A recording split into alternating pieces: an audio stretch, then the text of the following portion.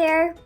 My name is Stefanie, and I'm here today to share a book that I read and loved recently that I think would be a really great summer middle school read, and it is called The Only Black Girls in Town by Brandy Colbert. So this book takes place in Ewing Beach, California, where we meet our main character, Alberta, towards the end of her summer vacation.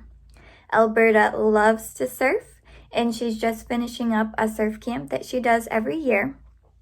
So one day when she's hanging out at home with her two dads, one of them tells her that he has some really exciting news to share about the family who is moving into the bed and breakfast in their neighborhood. So the first thing he says is that the family has a girl who's also going into the 7th grade, just like Alberta. And as if that weren't exciting enough for her, he tells her that she's black.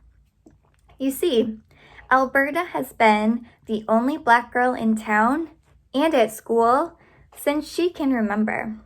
She has a best friend whose name is Laramie, who happens to be white, who is really great, but there are just some things that she doesn't understand about Alberta's experience, especially since she's been the only black girl around for so long. So Edie, the new girl, moves in, and she's not necessarily what everyone expected. She likes to wear black from head to toe. She wears black lipstick. She's really into horror movies, and she obsesses about her hometown of Brooklyn all the time. So not only is this book about navigating new and old friendships and learning about how different friendships might have different purposes in your life, it's also about expectations. For example, what someone is supposed to or not supposed to look like, and challenging stereotypes. There's also a really fun and interesting historical mystery component to this story, which I loved. Edie finds a box of old journals in her attic from the 1950s by a woman named Constance, who fled her home in the South and is keeping a secret. So Alberta and Edie are intrigued and are trying to figure out what the secret was, and also why those journals were hidden in Edie's attic, and what the connection that Constance has with Ewing Beach is. So overall, this was a really great read, and I highly recommend it. I hope you'll check it out. We own a print copy and an ebook copy in our collection. Hi, this is Allison. I want to recommend A Wish in the Dark by Christina Soontornvat. Pong's life is full of darkness. He was born in a women's prison across the river from the great and beautiful city of Chitana. And every night, Pong watches from behind bars as this beautiful city starts to glow and illuminate from these magical orbs of light that power the whole city. Pong longs to break free of this unfair place he's in and find his own place in that city. He's thrilled when one day his idol, the governor, comes to the prison and Pong is able to meet him.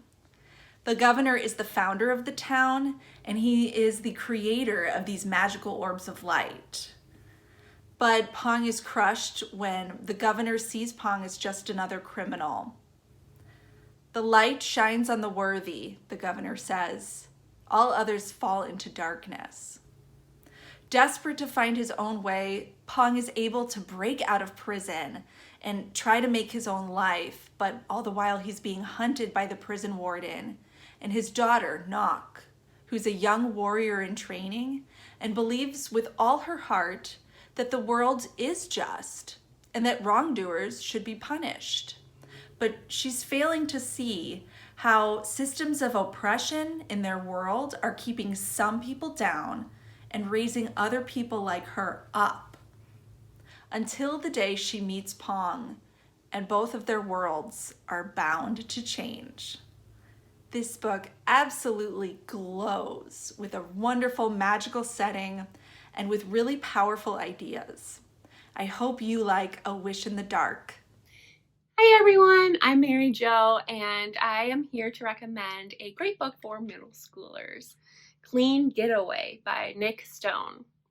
William, aka Scoobs, is always finding himself in some sort of trouble, and his latest trouble led him to get a suspension from school and also his dad canceling his big spring break trip. But luckily, Scoobs' favorite person, Jima, shows up in a Winnebago RV and tells him to get in, and they make a run for it. And then they start their adventure to the south. But something is not quite right. Jima keeps wishing different license plates, and she keeps calling Scoob Jimmy, which is his G-pop name. And then she also keeps ignoring Scoob's dad's voicemails and phone calls that he keeps leaving. Gmod gives Scoobs a traveler's green book that she's kept from her last adventure, south. And this book shows the places that were safe and not safe for people like Scoob to visit. As they ventured deeper and deeper into the south and into Gmod's memory, Scoob learns the history of how dangerous it really was to be Black in the South and how it still lingers today. He also learns what really happened to his G-pop and why he ended up in jail. And why is his G-ma acting so strange? This book ties mystery with history and leaves you wanting to know more.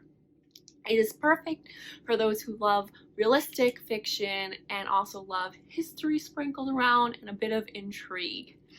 It is available to place a hold at the library and is also available for an e-audiobook on Libby.